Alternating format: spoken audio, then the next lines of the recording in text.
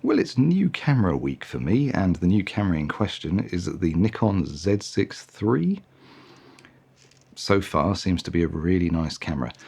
This video is about setting it up for birds in flight, which is not my primary use case for this camera because I have a Nikon Z9 and that is my birds in flight camera. But if that's all you're interested in, you don't want to know about my thoughts on some aspects of the camera for this purpose so far, skip ahead using the chapters down below. But first I do want to just say a few things about the camera. Nikon, please stop putting these stupid strap brackets on your cameras. I really hate them. I just haven't gotten around to taking them off yet. On a more serious note, this is an excellent camera so far. There's a couple of oddities. It seems to make a noise like it's deploying the shutter when you turn it on and off and when you press the menu button. But if you take the lens off, the shutter's not down, like the Z9 when it deploys its sensor shield. So if you take the cap off of this, the sensor shield is down, and it opens when you turn it on, and it closes when you turn it off. But that's not the case on the Z6III, and I don't really understand what it's doing. So this is the camera currently off, and the sensor is open, and you turn it on, and nothing happens. But if you stick the lens on, then it makes the noise again. So I don't really know what it is. It might be something like the IBIS instead, being engaged and disengaged. Haven't really figured it out. I have contacted Nikon about it because I just don't understand what it is. Something to note if you've got this camera and you're wondering as well. I have no idea. But in terms of birds in flight, this is an interesting choice. So at its launch price in the UK is £2,700, and that's expensive. Considering that you can get the Z8 for about £3,300 now, that is a better purchase if all you're interested in is wildlife photography, birds in flight, things like that. It is faster, it's almost double the resolution. It does make more sense if that is your primary use case. I have other uses for this. I'm going to use it for video. I want it as a more compact travel camera, things like that. And it is significantly more compact than the Z9, and again significantly more compact than the Z8 as well.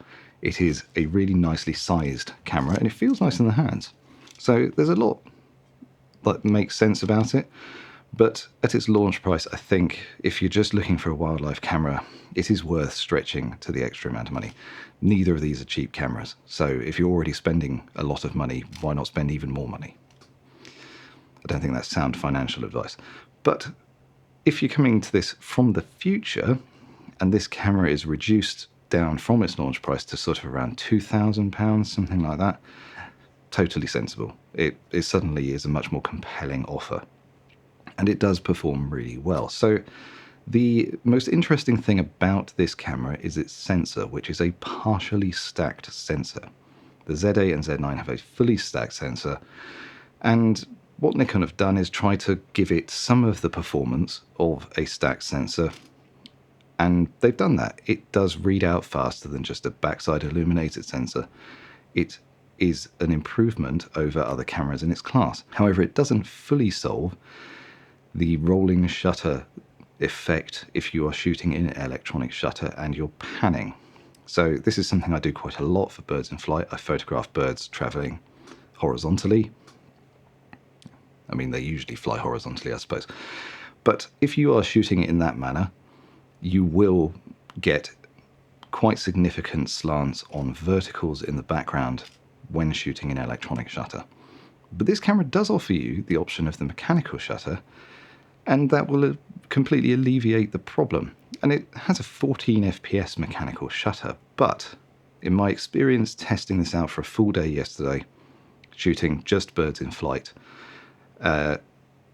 shooting at 14 FPS isn't the ideal option. So on the camera that is continuous high extended, I would not use that mode, because when the shutter is down on a mirrorless camera, or on any camera, it can't autofocus.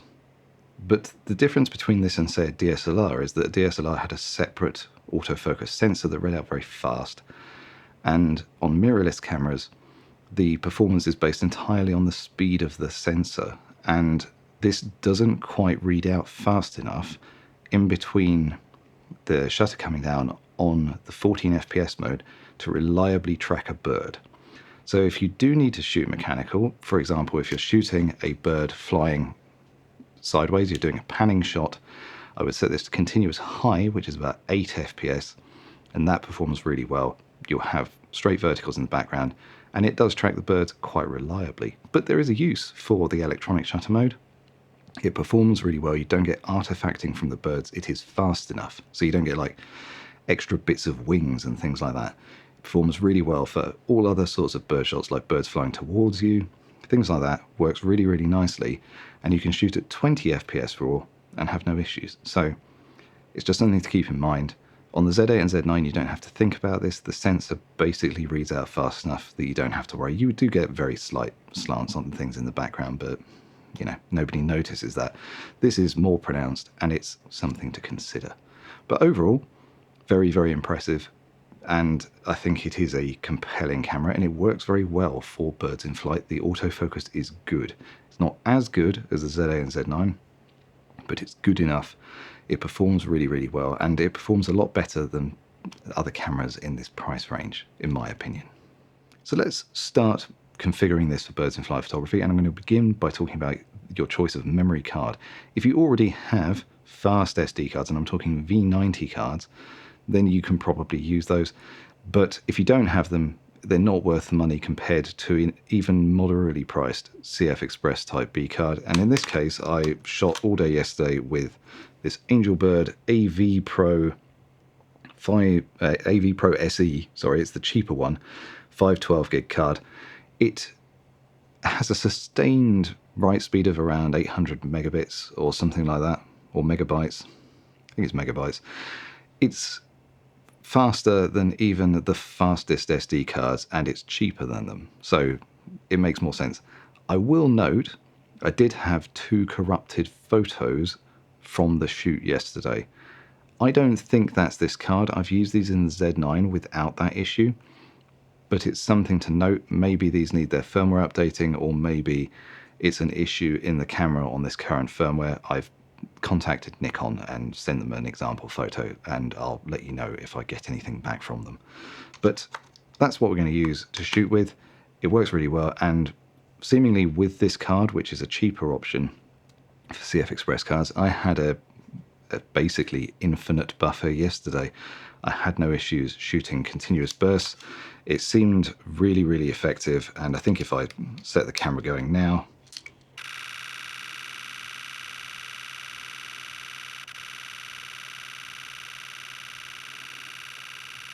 it's basically infinite. You don't need to shoot like this. So that's the 20 FPS raw mode. It works really well. So on the Z9, I actually use a significantly faster card, but that's double the resolution and needs that extra throughput. You can shoot effectively forever on this. Works really well, and that is my recommendation in terms of memory cards. But now let's go and look at actually setting it up and how I configure this for birds in flight. So we'll start with the exposure settings. Yesterday I found that this camera performed better at 1/3200th than at 1/2500th, which is a little bit strange. Usually I find 2500 enough on a 24, 25, 26 megapixel body. That usually works fine, but I found I got better results setting it slightly faster. So I think you can get away with it. I did get some photos at 2500 that were fine, but I just upped it in the end. In terms of aperture, I just shoot wide open usually, but I will stop down to f8. And I think with this camera, with its very slightly slower sensor readout compared to the Z9, shooting at f8 for birds in flight could be a benefit. You'll get a slightly more chance of getting the bird's head in focus if they're moving very fast, things like that. Makes sense. I then shoot auto ISO. I never shoot anything else. I don't understand the concept of not shooting on auto ISO now. I don't worry about it, especially when it's bright out. There's no reason to shoot anything else. But in lower light as well, I just don't worry about it. Modern cameras are very good. Modern software is very good at repairing the noise. Just don't worry about it. So auto ISO works totally fine. It's set itself to 64,000 here because I'm pointing at a dark desk in a dark room, but it's just set to the default otherwise. And we're going to be shooting raw because that's sensible when it comes to birds. You want to be able to fix it later, you want to be able to adjust the colors, you want to be able to do things with the photos more. It's also why I don't recommend using the pre-burst mode in this or any other Nikon camera, being JPEG only. I don't see the point. So we're going to be shooting raw, and that'll affect our choice of the drive rate as well in a second. So next up, we're going to look at the drive mode, and I'm going to mention this first just because it's on a dedicated control on the back of the camera, but it's going to be affected by your shutter type, which you kind of have to set manually, and it's buried really far in the menus. This is something I'd recommend adding to a custom menu, frankly. And so for me, I'm going to shoot continuous high extended, which is going to be 20 FPS in electronic shutter mode. As I mentioned before, if I'm shooting with the mechanical shutter, I just use continuous high instead, which is around 8 FPS. But I do shoot electronic shutter on this most of the time for these sorts of things, and so that's what we're going to pick. And in order to actually set the shutter type, you're going to have to go into a really irritating shooting menu, and it's somewhere in D6. I don't know why Nikon persist with this very strange menu system, but it is in here. You can choose auto, which will pick the shutter speed, not the shutter speed, which will pick the shutter type based on the drive mode setting you have, but that means it will pick mechanical shutter for continuous high extended by default. So I'm going to force it to electronic shutter. That's how I would shoot this, but I would recommend setting this into your custom menu. I have built a custom menu with my most useful options so far, and shutter type is in there. I also have it on the quick menu here. It's something kind of useful to be able to get to quite quickly, so something to know. So next up, let's go through the photo shooting menu, and we'll get started with primary slot, CF Express slot. That's what it's set to by default. You can let it overflow, but this takes nearly 10,000 photos on this CF Express card, which is probably enough. Now, in terms of tone mode, you can choose hybrid log gamma, which I've not actually tried yet. That's kind of weird, but you don't want that, so leave it set to SDR. Raw only. Now, when it comes to raw recording, I've got this set to lossless compression.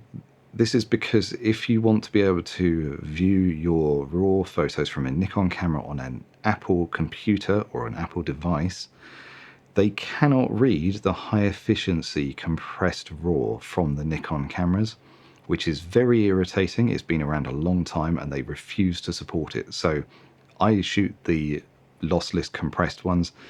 In theory, there's not a huge amount of difference between the two of them, but it's something to note, and so I do shoot lossless compressed, even though it's painful in terms of hard disk capacity on the Z9, not so much on this. ISO sensitivity settings, as I said, is just set to the defaults and set to auto. It performs fine.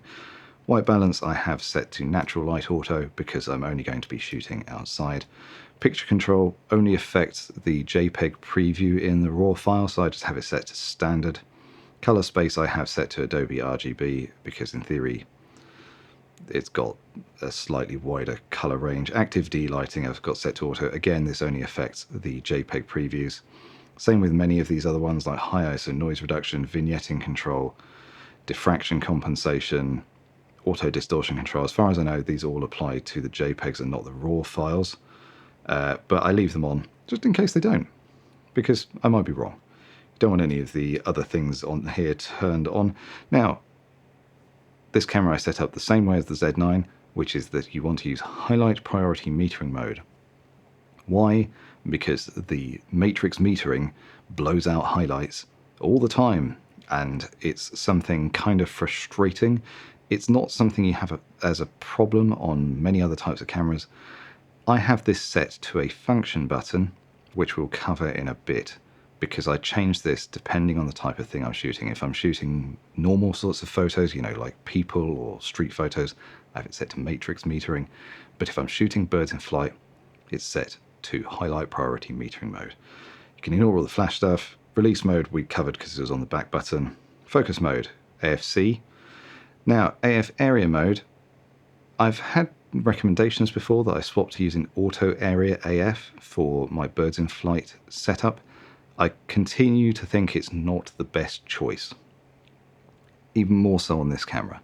On the Z9 it generally works quite well, but it does get distracted by things in the foreground a bit more than if you force it. And for birds in flight, it doesn't always detect the bird, but if you have a box in the frame, it will try and focus on the closest thing in that box when it can't see a bird. And if you're tracking a bird, that's a more effective way to do it. So I have wide area AF C1 configured, and I have it set to a 13:9 grid in the middle of the frame. This seems to work really well. And if that's not perfect, if it's too big, then I go up to wide area AFL, something like that. You can change your settings around. There is something else to consider in this, and we'll come into this in a minute when we talk about function buttons, because I do also use 3D tracking, but it's assigned to a different button. AF/MF subject detection options is just set to auto at the moment for some reason, but obviously you might as well just set it to animal. It doesn't have a separate bird mode, but in my experience with the Z9, it made no difference for birds in flight. I would say probably 70% of the photos I take don't actually detect the bird in either mode because the bird's shape is too weird, something like that, or the movement is too fast. So I wouldn't really worry about it, but set that to animal. MF subject detection area probably doesn't matter. Vibration reduction is set to sport because this is a little bit less jarring and it's a little bit less resistant to your movements when you're panning. That makes sense. Link VR to focus point. This is an interesting feature of the Z6III. It doesn't exist in the Z9 at the moment. It seems to work. I've not noticed any weird problems with it, so I just leave it turned on. And then you can ignore all the rest of these options. So that's the photo shooting menu. For reasons unknown to any mortals, Nikon decided to put half the other extremely relevant shooting options in the insane custom settings menu. So we're going to go there next, and we'll start with focus.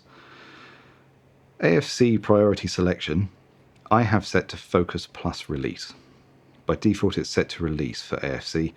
I think that having it on this middle option is a good balance. It sort of forces the camera to try and find some sort of focus and then start releasing.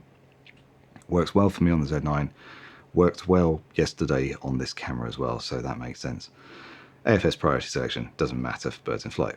Focus tracking with lock-on. This is probably the single most useful menu item for birds in flight photography, and it's in this menu for some reason. I have this set to 2. This is the same setting I had on the Z9. This is the most accurate that I found. It worked the best for my use case. Again, I tested the 2 different options really of going up to 3 or having it set to 1. They're not as good. It works best on 2. This is consistently the option that I would pick. When you're shooting other subjects, you probably want to move it over towards the right. It's quite twitchy on 2. But for birds in flight, it works reliably. Focus points used, set to the default of all of them. And the rest of these kind of don't matter. AF activation set to on because you want it. It's weird. Back button autofocus I generally support on a lot of cameras, but on the Nikon Z system I like a combination of 2 different options. So I have the area AF set to the shutter button, and I have 3D tracking set to the AF on button. You can use the 2 together. That's really cool, and that's my preferred setup. So I do use the shutter button half pressed for autofocus on these cameras. And I think that's it as far as those go on. We can ignore most of the rest of these. These things don't really matter. Keep going down. Pre-release I don't use, as I've said before, because it's only JPEG mode, and that's of no use to me. Here's the shutter type option. Again, we've already set that to electronic shutter, so keep going down. View mode. This is important. If you are shooting highlight priority metering mode, you want to set this to adjust for ease of viewing. And the reason for that is that otherwise, when you have a very small bright spot in the photo, the rest of the viewfinder will go dark. It makes it very, very hard to track subjects. Setting it to adjust for ease of viewing is like looking through a DSLR viewfinder. What you see is not what you get, but that is better when you're shooting in this matrix, not matrix metering mode. When you're shooting in highlight priority metering mode, this is the option to pick. It's nice to be able to see the effects of your settings, but for action photography, I don't think it really matters. You're just going to be using the same settings most of the time anyway. And they're raw photos, you can adjust it later. So that's something worth doing. View all in continuous mode. I don't know what that does. I should probably read the manual. And we can keep going down through the rest of these. High FPS viewfinder display, turn that on. Makes sense. It's probably got a resolution drop. Doesn't really matter. You want it the fastest that it will be for action photography. That just makes sense. We can ignore all the flash stuff. So we're going to look at customizing the function buttons on the camera now as the sort of the final step, because this is important in my opinion in how you configure a camera. On the Z9 I have a setup that's worked for me for quite a while. There are some annoyances there. There's certain buttons that you can't actually customize properly. So the Z9 has this button over here, which is for your AF mode and manual focus and all this sort of stuff. But you can't really set it to anything else, and it's in a really stupid location. So this is effectively completely useless if you have a long lens. So I have that set to function 2 on this camera, and I have function 3 set to matrix, to the metering mode. I could just keep saying the matrix, I must have it on my mind. And I have function 1 set to the shooting mode, so the custom modes. That's my setup on this camera. It's not dissimilar on the Z6III. So I have function 1 here. I think that's function 1. I have function 1 set to my AF mode, and I have function 2 set to my metering mode. This works nicely for me. Your mileage may vary. This is how I like to configure the camera. So under controls, custom control shooting, function 1, AF, focus mode / AF area mode, function 2, metering mode. Perfectly sensible. So we can ignore the one on the grip, and we're going to go to the AF on button instead. Now, I have this set to AF area mode plus AF on. This allows you to use a different AF mode when pressing this button, and it will still be performing AF. Very handy. I have this set to 3D tracking. This means that it will use, by default, the currently selected AF point, which should be in the center, usually. But if it detects a subject, it'll start tracking from that detected subject. This is very useful. You can use it in combination with other modes. And if you start by autofocusing using that button, when you half press the shutter and you're still holding AF on, it won't override it with the area mode. It's a really nice option to have, so I use that way of shooting on the Nikon cameras. I have drive mode set to the default. A lot of the rest of these are going to be set to the defaults. I haven't got a grip for this body, so I've not configured those differently, but you'd probably want them configured the same on the grip as you use it normally, although if you're shooting birds in flight vertically, congratulations, you're completely insane, and I would love to see your photos. The other ones to note, I guess, is that I've changed the recording button on the top to be focus recall. This is a very useful feature on the Nikon cameras. So the lens I use for my birds in flight is the 180 to 600. It has a single function button on it, which is kind of annoying. Having two is more useful. I would assign this on the lens if it had two different function buttons. But I have the record button set to recall focus position. And the way you use this is you set the function button on the lens to save focus position, and you can choose either save tool or save individually. I have it set to save individually. And what I do is I hold the function button on the lens, it takes about a second, and then I can press the record button on this camera, and it will store the current focus distance to that button. And then when I press it, it will move the focus of the lens back to that position. Why is this useful? Because most cameras these days, most mirrorless cameras at least, prefer focusing from near to far. So for birds in flight, in between birds that you're trying to photograph, you want to pull the focus back to the foreground, basically, so that it finds the bird quicker. It will otherwise just get stuck on the background. And I find on the 18600, the focus ring, which isn't a focus ring, it's just a function ring, is very uncomfortable to use.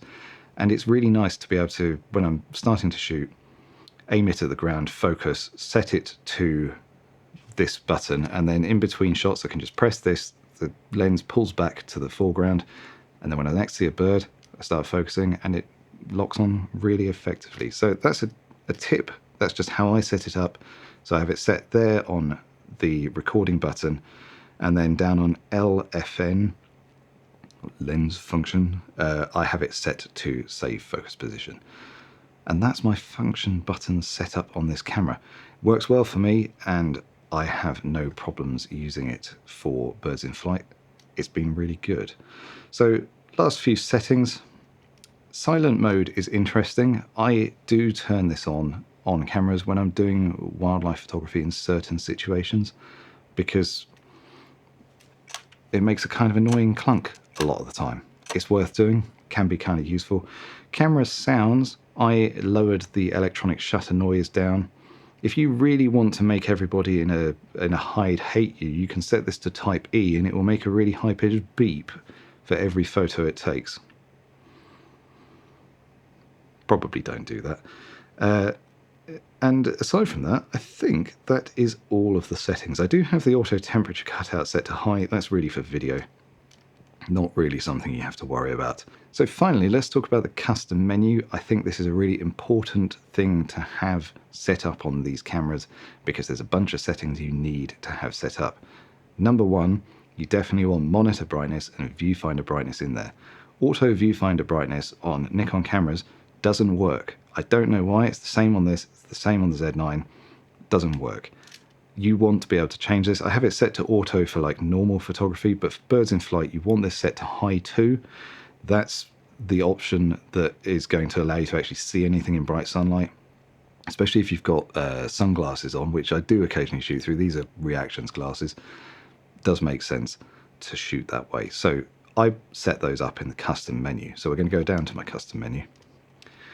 And these are the options that I store in here. So focus tracking with lock-on, you want easy access to. AFC priority selection, similarly. Silent mode, viewfinder brightness, monitor brightness, shutter type, electronic VR, that's for video, don't worry about that. View mode, to change whether it's showing you what the photo will look like or whether it's just looking like a DSLR viewfinder, and high FPS viewfinder display. These are the options that I've got. You can change the order of these, and I would recommend doing that. You can also bind a function button to take you directly into the top menu item. This could be useful for focus tracking with lock-on, but there is a bit of a lack of function buttons on this camera, and you can't rebind some of the buttons that I would never use, like I will never use this button, or probably this button here, the little light up one for the top LCD. It would be nice if I could rebind those, but that doesn't seem to be the case. And that's it for my setup tips for the Z6III for birds in flight photography. Overall, I'm quite impressed with it. I didn't buy it to be a birds in flight camera. Well, not really, I suppose. I wanted the option of doing that because something I found frustrating on a holiday recently is I didn't take my Z9 because it's so big and bulky. I just took the S5 II. And then I found some awesome birds that I wanted to photograph, and I didn't have a camera that could do what I wanted, and that was annoying. So having a more portable camera that can also do video and that can take my wildlife setup is very nice. Is it as good as the Z9 for birds in flight? No. Is it close? Yeah, it's really quite impressive. I would have no problems with using this to take wildlife photos. And if you do pick this up and you want to shoot in that manner, congratulations. I think it's going to be a very nice camera. I'll do a full review later in the year once I've used it for everything else. I like to spend time reviewing the things I've bought because there's a lot to talk about with it, a lot to investigate and to experience. But overall, so far, very impressed. Let me know your thoughts down below. If you've just received this camera, it's only being shipped this week, let me know your thoughts. If there are any settings you would change, these are the settings that I have used for quite a while with the Z9. Basically, these work really well for me. I'm not really changing my setup now. It's been the same for quite a long time. And that is true even when things like birds object detection came into the Z9. It didn't actually change my setup. It doesn't really make a difference to the types of photos that I take. If you have any changes that you would recommend, put them down in the comments though, because maybe other people will find those setups more suitable to them. I'd be really interested in knowing your thoughts. I'm going to go and sit in a dark room now because I spent all day yesterday staring into the wind in an area surrounded entirely by grass fields. I'm quite allergic to grass. I slightly regret it. Thanks very much for watching, and I'll see you next time.